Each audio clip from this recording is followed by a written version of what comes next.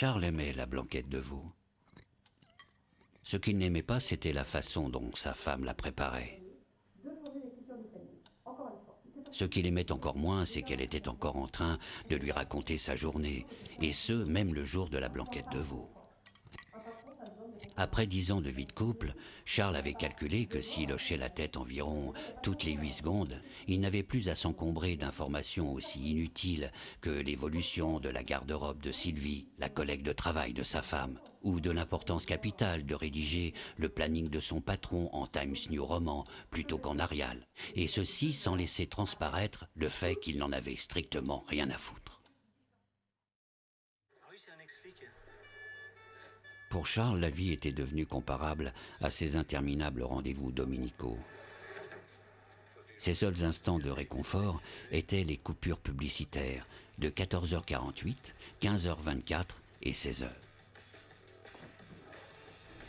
À ces moments précis, elle allait se servir un verre d'eau minérale filtrée, ce qui lui laissait exactement 20 secondes pour tenter de battre son record personnel de chaînes zappées.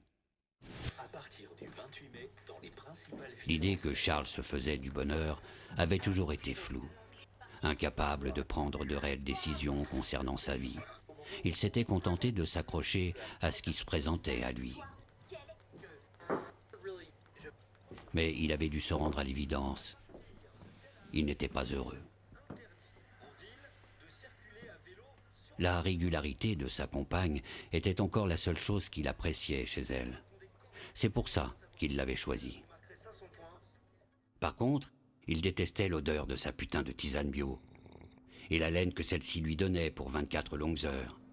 Le soin qu'elle prenait à faire crisser ses dents sur la fourchette à chaque bouchée, le bruit qu'elle faisait quand elle se raclait la gorge, les crèmes qu'elle se mettait sur le visage en croyant que ça la rendrait belle, son mépris envers tout le monde, les faux sourires, son ignorance, les cadeaux pourris, les ronflements, les cris trop aigus qu'elle poussait quand elle simulait, sans pour autant pouvoir lui assurer un putain de patrimoine génétique. Il voulait qu'elle crève, il voulait qu'elle crève.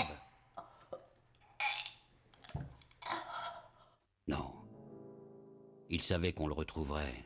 Il décevrait alors son père, une fois de plus, briserait le cœur de sa mère, et devrait expliquer à ses voisins pourquoi sa dulcinée ne pourrait pas être présente à leur barbecue samedi en 8. Il fallait disparaître. Charles estimait qu'il avait droit à une seconde chance. Il imagina alors un plan. Tout avait été parfaitement calculé. Lorsque sa femme rentrerait ce jour-là, à 20h47, comme prévu, il serait déjà loin, prêt pour sa nouvelle vie, comme prévu.